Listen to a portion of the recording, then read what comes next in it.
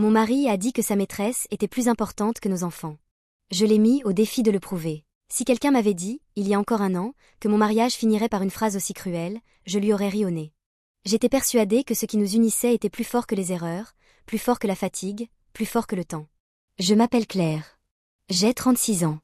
J'étais une épouse dévouée, une mère aimante, et jusqu'à ce jour précis une femme qui croyait encore à sa famille.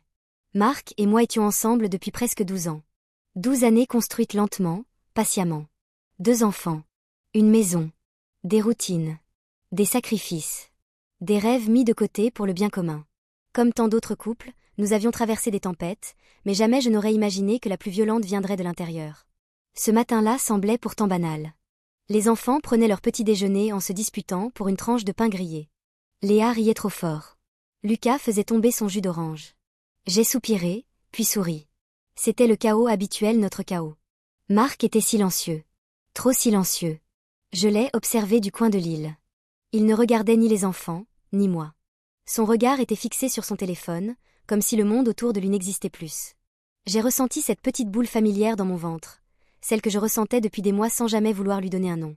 Quand les enfants sont montés se préparer pour l'école, il a posé son téléphone sur la table. L'entertainment. Deliberament. Puis il m'a regardé. Et là, j'ai compris. Avant même qu'il parle. Il y avait quelque chose dans ses yeux. Pas de la colère. Pas de la tristesse. Mais une détermination froide, presque mécanique. Il faut que je te parle. Ces 6 mots.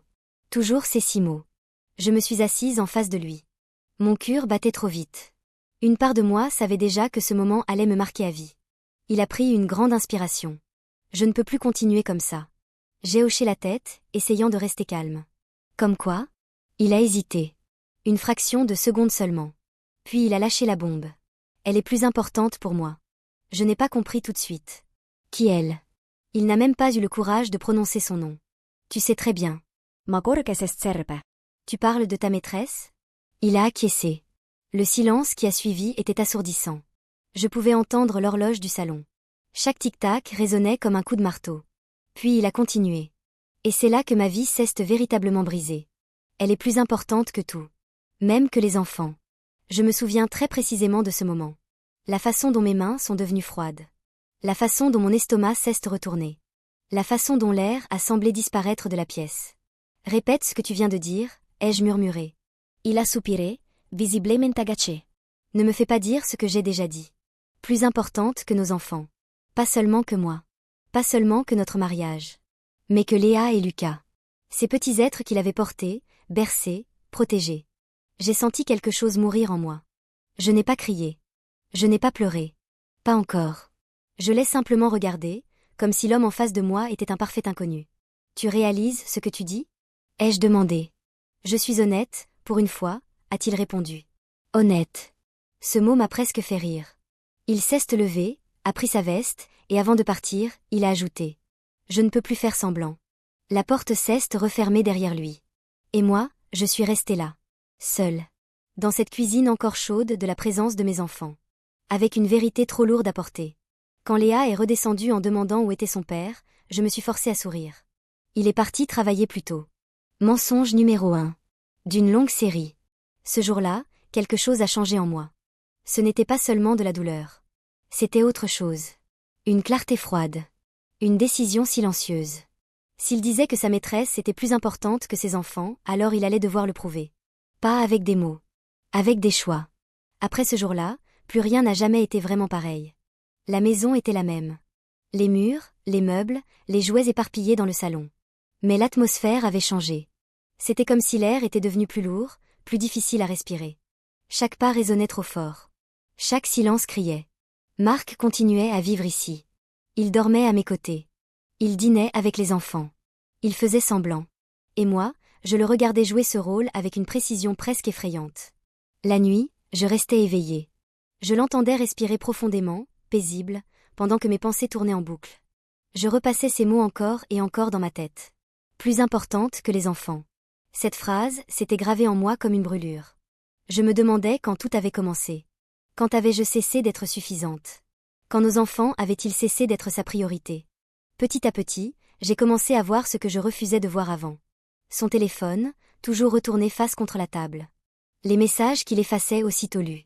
Les douches prises tard le soir, comme s'il voulait laver quelque chose de plus que la fatigue. Les réunions improvisées, les absences inexpliquées, les sourires qu'il ne partageait plus avec nous. Un soir, alors que je mettais Lucas au lit, il m'a demandé. « Maman, papa est fâché contre nous ?» Ces mots m'ont transpercée. Je me suis assise au bord de son lit, j'ai passé ma main dans ses cheveux. Bien sûr que non, mon cure. Papa nous aime. Mensonge numéro 2. Dans le couloir, j'ai entendu Marc rire au téléphone. Un rire léger, sincère. Le genre de rire que je n'avais plus entendu depuis longtemps. Et j'ai compris. Elle avait ce que nous n'avions plus.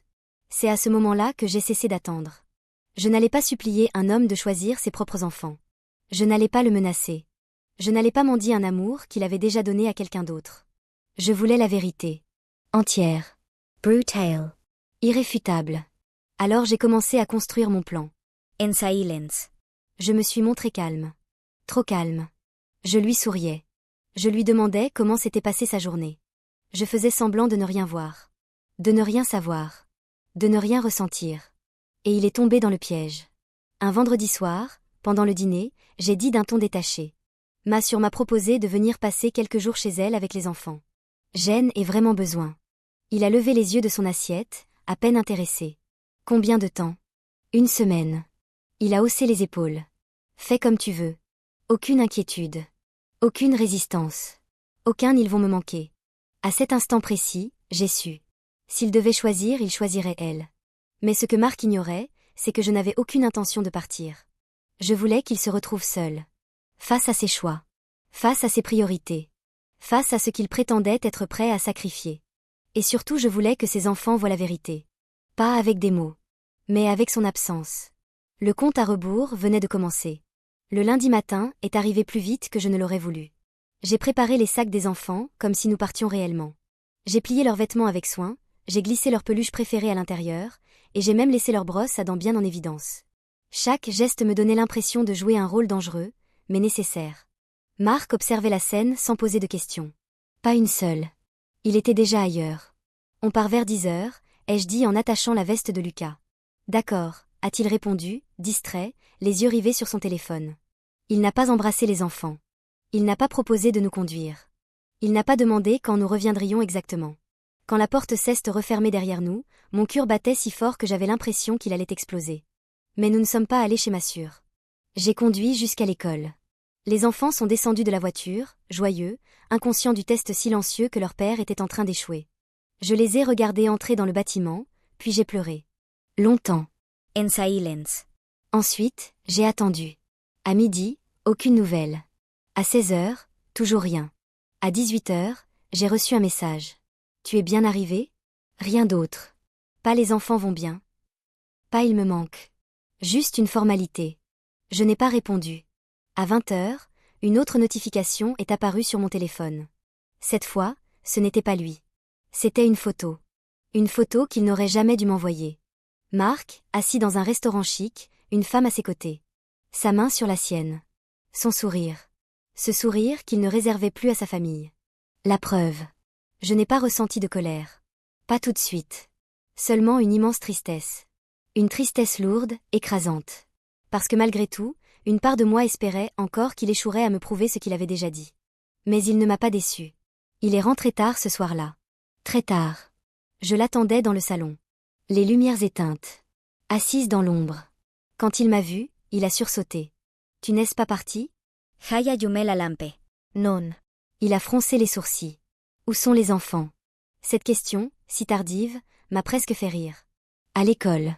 Comme tous les autres jours. Il a blâmé. Tu m'as menti? Je me suis levée lentement. Tu as menti bien avant moi. Je lui ai montré la photo sur mon téléphone. Ses mains ont tremblé. Ce n'est pas ce que tu crois, je l'ai coupé. Ce que je crois, c'est que pendant que tu pensais que tes enfants étaient loin, tu as choisi d'être avec elle. Sans hésiter. Sans culpabilité. Le silence est tombé entre nous comme un verdict. Tu voulais une preuve, ai-je continué. Tu viens de me la donner. Il s'est laissé tomber sur le canapé, le visage entre les mains. Je ne pensais pas que ça irait si loin. Je l'ai regardé, vide. Moi si. Et au fond de moi, quelque chose s'est définitivement fermé. Cette nuit-là, aucun de nous n'a dormi. Marc est resté assis sur le canapé jusqu'à l'aube, comme un enfant pris en faute, incapable de formuler une excuse qui tienne debout. Moi, je suis restée dans la chambre, les yeux grands ouverts, fixant le plafond, en écoutant les bruits familiers de la maison qui ne l'étaient plus du tout. Au petit matin, j'ai préparé le petit déjeuner des enfants comme chaque jour. Des tartines, du chocolat chaud, des sourires forcés. Léa m'a regardée attentivement. « Maman, tu as pleuré ?» Je me suis agenouillée devant elle. Parfois, les adultes pleurent aussi. Mais ça va aller. Ce n'était pas entièrement vrai. Mais c'était ce qu'elle avait besoin d'entendre. Marc est entré dans la cuisine. Les enfants l'ont salué. Il leur a répondu mécaniquement, sans vraiment les regarder. Et là, j'ai compris quelque chose d'essentiel. Ce n'était pas une erreur passagère. Ce n'était pas une crise. C'était un choix répété, conscient, assumé. Après avoir déposé les enfants à l'école, je lui ai dit. Il faut qu'on parle. Maintenant. Il a acquiescé, résigné. Nous nous sommes assis face à face, comme deux étrangers qui partageaient pourtant toute une vie. J'ai posé une feuille de papier entre nous. Un simple document. Mais lourd de sens. J'ai pris rendez-vous avec un avocat, ai-je dit calmement. Je veux savoir ce que ça implique si nous nous séparons. Pour les enfants. Il a relevé la tête brusquement. Tu exagères. On peut arranger les choses. Je l'ai regardé droit dans les yeux. Non, Marc. Tu peux arranger les choses. Moi, j'ai déjà trop attendu. Sa voix s'est brisée. Tu veux vraiment détruire notre famille ? Ces mots m'ont transpercé, mais pas comme il aurait cru. Notre famille a été détruite le jour où tu as décidé que tes enfants passaient après une autre femme. Il a tenté de se défendre. Il a parlé de confusion, de pression, de sentiments compliqués. Des mots vides. Toujours les mêmes. Je l'ai laissé parler jusqu'au bout. Puis je lui ai posé une seule question. Si je te demande aujourd'hui de couper tout contact avec elle, tu le fais ? Il a ouvert la bouche. Puis il l'a refermée. Le silence a duré quelques secondes. Mais ces secondes ont tout décidé. Il n'a pas répondu. Et cette absence de réponse était la réponse. Je me suis levée. Voilà. C'est exactement ce que je voulais te faire prouver. Je lui ai demandé de quitter la maison pour quelques jours. Pas par vengeance. Pas par colère. Mais pour protéger mes enfants d'un homme qui ne savait plus les choisir. Le soir, j'ai expliqué la situation aux enfants avec des mots simples. Pas de mensonges inutiles. Pas de détails cruels. Papa va prendre un peu de distance pour réfléchir. Mais quoi qu'il arrive, vous êtes aimés. Et je serai toujours là. Lucas a pleuré. Léa est restée silencieuse, trop mature pour son âge. Quand Marc a franchi la porte avec une valise, il s'est retourné. Je vais perdre mes enfants, c'est ça ? Je lui ai répondu d'une voix ferme, mais douce, non. Tu es en train de te perdre toi-même. Et cette fois, quand la porte s'est refermée, je n'ai pas pleuré. Parce que je savais qu'il ne restait plus qu'un dernier chapitre. Les jours qui ont suivi ont été étrangement calmes. Marc était parti, ses affaires emportées dans 2 grandes valises. La maison semblait plus grande, plus silencieuse mais, pour la première fois depuis longtemps, respirable. Pour mes enfants, pour moi, pour cette vie que je n'avais jamais cessé d'espérer retrouver. Chaque matin, je regardais Léa et Lucas se préparer pour l'école. Leurs sourires, leurs éclats de rire, leur énergie pure, je les absorbais comme un souffle vital. J'avais peur de trop m'attacher à la douleur, mais en même temps, je découvrais une force que je n'avais jamais connue. J'ai commencé à reconstruire. Pas notre ancien mariage, ça, c'était fini, mais moi. Moi et les enfants. Moi et ma vie. J'ai pris des décisions que je n'aurais jamais osé prendre avant. Retourner à mes études, renouer avec mes amis, planifier un futur sans la peur constante d'être trahi. Un soir, alors que je lisais une histoire à Léa et Lucas avant le coucher, j'ai réalisé quelque chose d'incroyable. Ils dormaient paisiblement, leur sécurité intacte. Malgré tout ce chaos, malgré les mensonges, malgré l'absence de leur père, j'avais réussi à leur offrir ce qu'aucun autre ne pouvait leur donner. La certitude qu'il était aimé, qu'il était prioritaire, qu'il était en sécurité. Je n'ai jamais revu Marc depuis ce jour-là. Je ne voulais pas. Et plus les semaines passaient, plus je comprenais que l'homme que j'avais aimé n'existait plus. Il avait choisi une autre vie, et moi, j'avais choisi la mienne.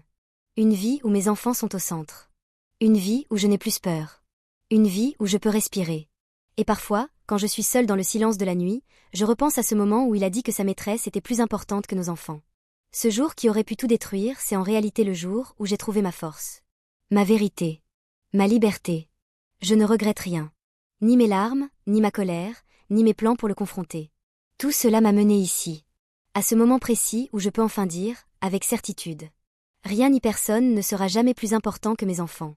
Et dans ce silence, dans cette maison redevenue chaleureuse et vivante grâce à eux, je souris. Parce que j'ai gagné. Nous avons gagné. Et nous continuerons à gagner chaque jour, ensemble.